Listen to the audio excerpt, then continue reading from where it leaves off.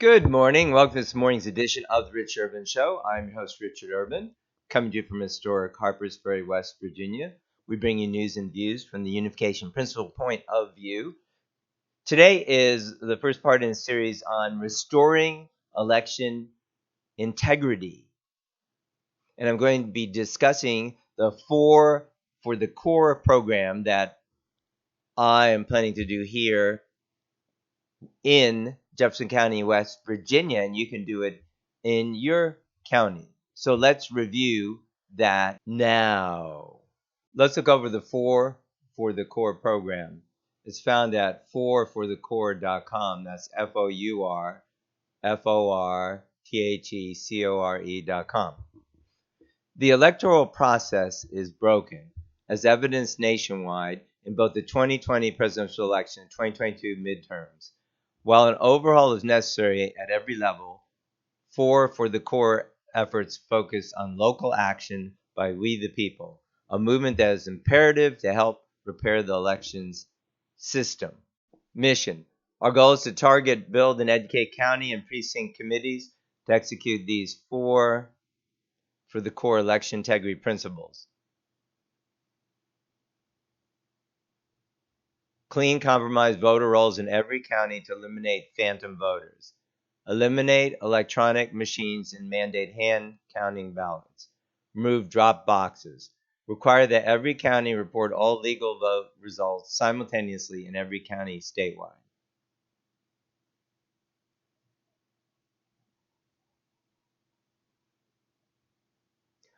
So the objective is to collect the following on record responses from your respective officials and report back to the four core team. Here are the questions. So I signed up to do this, so if they approve me to do it, then I'll go ahead and do it. Registrations. Will the county or equivalent commit to removing ineligible voter registrations if they're proven to be ineligible? 2. Will the county or equivalent offer to the public voter rolls for free or for a nominal cost to ensure fraudulent registrations do not reappear? 3. Is the county or equivalent willing to dump the entire voter roll and require eligible voters to re-register in person with a valid ID? So I want to make a comment about this. Well, one of the primary ways that fraud occurred in 2020 was like the hundreds of thousands of fake ballots in mail-in ballots in Pennsylvania, for instance, with no observers. Well, these fake ballots have to be matched with voters. So they match them with voters like who are moved or ineligible, dead, fraudulent records, etc. So no one should object to cleaning up the registration rolls.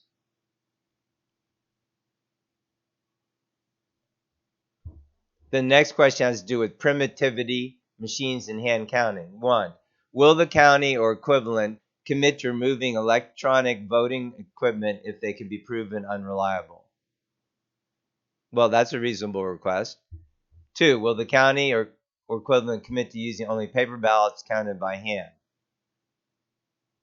If the county is unwilling to ban electronic voting equipment, are you willing to hand count the paper ballots generated by the machines, which is critical to ensure total ballots match the number of voters? Well, in our county, up until 2016, we didn't use any machines. So I don't really understand why the county, here in West Virginia, the county can decide what kind of equipment they use or don't use. So I don't know why they decide to use these machines. Actually, it caused a huge backup of voters in 2020. Not because there were so many people voting. I mean, maybe I think 2/3 of the registered voters voted, which is relatively high, sadly. No, not because of that, because they only had like 3 machines, whereas before there were like 8 stations. So I think they added a couple machines in 2022. But why are they even using the machines to begin with? Okay, here's the next question about security, the removal of drop boxes. Will the county commit to removing and banning drop boxes which leave elections vulnerable to malicious actors? This prevents ballot harvesting. Sounds pretty common sense. If you saw the movie 2000 Mules, you know there's a ballot harvesting where people get ballots in dubious ways and collect them and drop them in a box. That's crazy. Now, in our county, they don't have drop boxes. I've never heard of any. I don't think there are. But in a lot of places, they do. Fourth point, reporting totals in a timely manner. Will your county be willing to hold back vote totals until the top 10% county report the results? Or if you're a top 10% county, are you willing to report the results immediately and not hold them back? And this will ensure the larger counties cannot artificially inflate needed votes. I mean, you saw that happening during the 2020 election for sure, that kind of thing. To say, you know, in the middle of the night, the votes stopped. This is a related thing. Oh, in so many places, Atlanta. Oh, we stopped counting. Oh, my gosh. Oh, suddenly in the middle of the night, we found 40,000 votes. Oh, Michigan, we stopped counting. Oh, suddenly, you know, there were 50,000 votes appeared or 100,000. That's crazy. So this is a 4-point strategy. And of course, it's important to collaborate with your like precinct committee, like the local GOP, for instance, precinct committee. So I'm going to be working on that too. This 4 for the core is a really good start. There are other points, of course, of election integrity. In my opinion, there shouldn't be any absentee voting. In most countries, they don't have it. Why can't you go to vote? It's extremely disingenuous to say, oh, black people don't vote, you know, or don't have an ID, for instance. That was one thing people were saying, you know, oh, we can't disenfranchise people like black people don't have an ID. That's racist in itself. Of course they have an ID. That's ridiculous.